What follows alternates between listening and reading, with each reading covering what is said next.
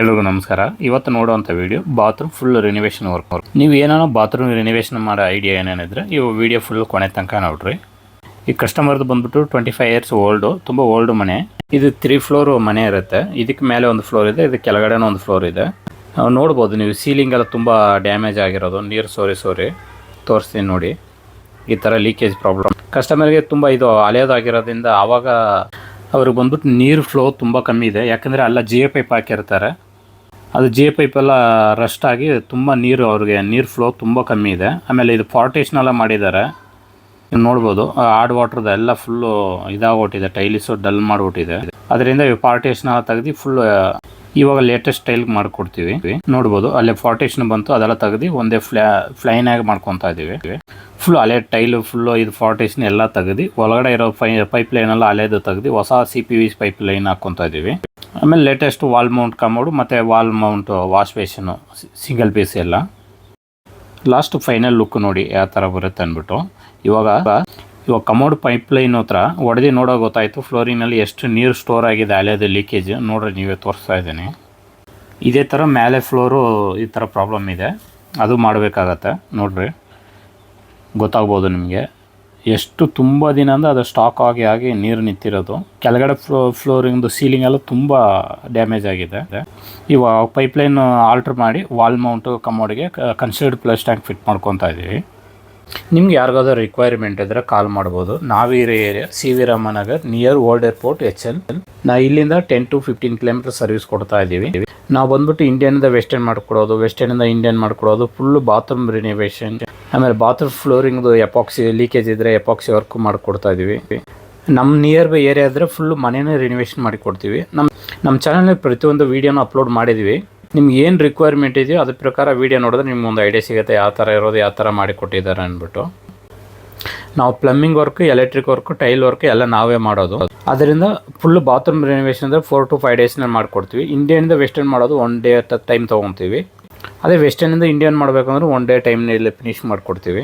ನಮ್ಮ ಇನ್ಸ್ಟಾಗ್ರಾಮ್ ತುಂಬ ಜನಗಳು ಕಾಲ್ ಮಾಡಿ ಕೇಳ್ತಾರೆ ರೇಟ್ ಎಷ್ಟಾಗುತ್ತೆ ಅಂದ್ಬಿಟ್ಟು. ತುಂಬ ಜನಗಳು ನಮ್ಮ ಇನ್ಸ್ಟಾಗ್ರಾಮ್ನಲ್ಲಿ ಕಾಲ್ ಮಾಡಿ ಕೇಳ್ತಾ ಇರ್ತೀರ ರೇಟ್ ಎಷ್ಟಾಗುತ್ತೆ ಅಂತ. ನಮ್ಮ ಚಾನಲಲ್ಲಿ ಪ್ರತಿಯೊಂದು ವೀಡಿಯೋನೂ ಹಾಕಿದ್ವಿ, ತುಂಬ ವೀಡಿಯೋ ಹಾಕಿದ್ವಿ. ನೀವು ಯಾವ ವೀಡಿಯೋ ನೋಡ್ತೀರಾ, ನಿಮ್ಗೆ ಏನು ರಿಕ್ವೈರ್ಮೆಂಟ್ ಇದೆ ನಮ್ಗೆ ಐಡಿಯಾ ಇರೋಲ್ಲ. ನೀವು ಎತ್ತಿದ ರೇಟ್ ಕೇಳಿದ್ರೆ ನಮಗೆ ಹೇಳೋಕ್ಕಾಗಲ್ಲ.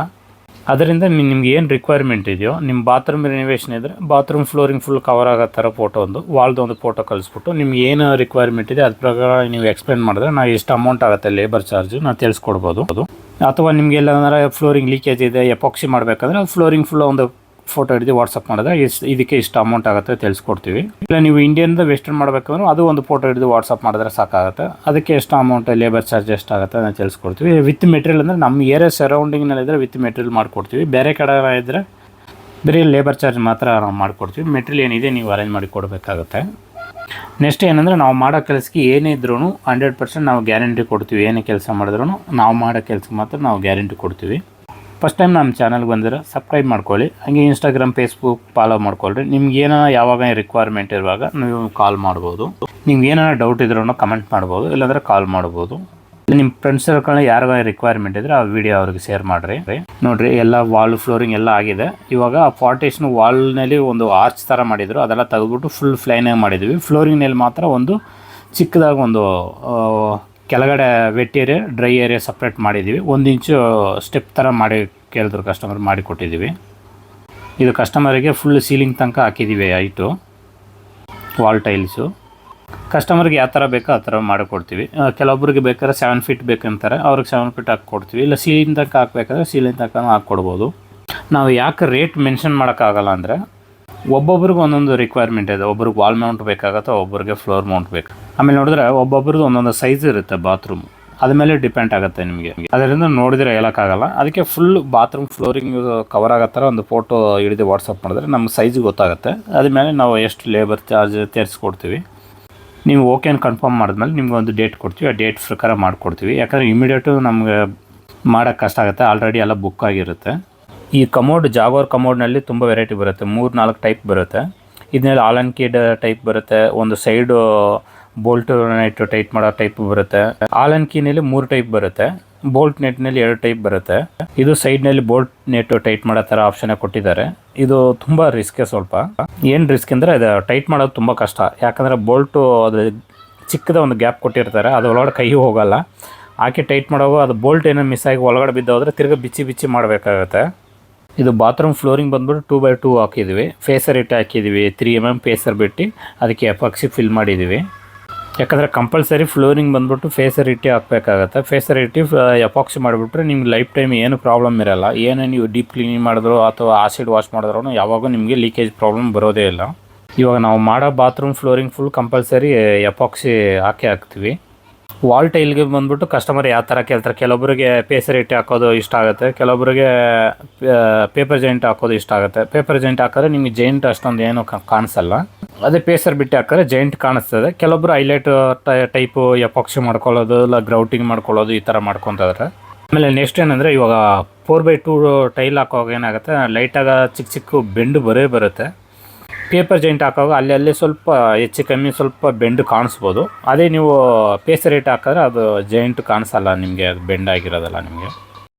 ನೋಡಿ ಎಲ್ಲ ಫೈನಲ್ ಆಗಿದೆ. ಫ್ಲೋರಿಂಗು ಎಲ್ಲ ಕಸ್ಟಮರ್ ಫ್ಲೋರಿಂಗ್ ವಾಲ್ ಟೈಲೆಲ್ಲ ಡಿಸೈನ್ ಇದ್ದರೆ ಒಂದು ಮೈಡಾಗಿ ಒಂದು ಕಲರ್ ಅವ್ರಿಗೆ ಇಷ್ಟ ಆಯಿತು, ಅವರೇ ಅರೇಂಜ್ ಮಾಡಿದರು ಎಲ್ಲ ಪ್ರತಿಯೊಂದು ಮೆಟೀರಿಯಲ್ಲು. ಕೆಲವೊಬ್ಬರು ಕಮೆಂಟ್ ಮಾಡ್ತೀರಾ ಈ ಥರ ಫ್ಲೈನ್ ಆಗಿದ್ರೆ ಒಂದು ವಾಲ್ ಥರ ಏನೋ ಗೋಡೆ ಥರ ಕಾಣಿಸ್ತದೆ, ಅಷ್ಟೊಂದು ಲುಕ್ ಕೊಡಲ್ಲ ಅಂತೀರ. ಒಬ್ಬೊಬ್ರಿಗೆ ಒಂದೊಂದು ಥರ ಇಷ್ಟ ಆಗುತ್ತೆ. ಕೆಲವೊಬ್ಬರಿಗೆ ಸ್ವಲ್ಪ ಹೈಲೈಟು ಡಿಸೈನ್ ಇರೋದು ಇಷ್ಟ ಆಗುತ್ತೆ, ಕೆಲವೊಬ್ಬರಿಗೆ ಈ ಥರ ಇರೋದು ಇಷ್ಟ ಆಗುತ್ತೆ. ನೋಡಿ ಫಸ್ಟು ತುಂಬ ಸ್ಲೋ ನೀರು ಬರ್ತಾಯಿತ್ತು, ಇವಾಗ ಎಷ್ಟು ಜೋರಾಗಿ ಬರುತ್ತೆ ಅದು. ಯಾಕಂದರೆ ಇವಾಗೆಲ್ಲ CPVC ಪೈಪ್ ಎಲ್ಲ ಹೊಸ ಲೈನ್ ಹಾಕ್ಕೊಂಡಿದ್ವಿ, ಅದರಿಂದ ನೀವು ಇವಾಗ ಪ್ರೆಷರ್ಗೆ ಏನು ತೊಂದರೆ ಇಲ್ಲ. ಎಲ್ಲ ಕಡೆನೂ ಇವಾಗ ನಾರ್ಮಲ್ ಪ್ರೆಷರ್ ಇದೆ. ಇವಾಗ ಕಮೋಡ್ ಫ್ಲಶ್ ಮಾಡಿ ತೋರಿಸ್ತೀನಿ ನೋಡಿ. ಇದು ಎಲ್ಲ ಪ್ರತಿಯೊಂದು ಐಟಮ್ ಎಲ್ಲ ಜಾಗವರೆ ಹಾಕಿದ್ದಾರೆ ಕಸ್ಟಮರು.